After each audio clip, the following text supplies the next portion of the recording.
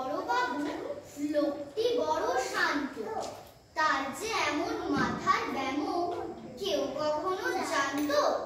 দিব্যি ছিলেন খোশ মেজাজে, চেয়ারখানি চেপে একলা বসে ঝিমঝিমিয়ে হঠাৎ গেলেন খেপে। আটকে উঠে হাত পা ছুড়ে চোখটি করে গোল, হঠাৎ বলে, গেলুম গেলুম, আমায় ধরে তোল।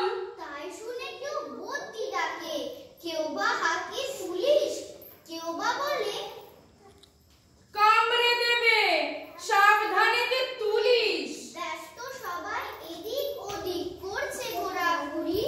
বাবু হাঁকেন, ওরে আমার গোপ গিয়েছে চুরি। গোপ হারানো আজব কথা, তাও কি হয় সত্যি? গোপ জোড়া তো তেমনি আছে, কমেনি এক রত্তি।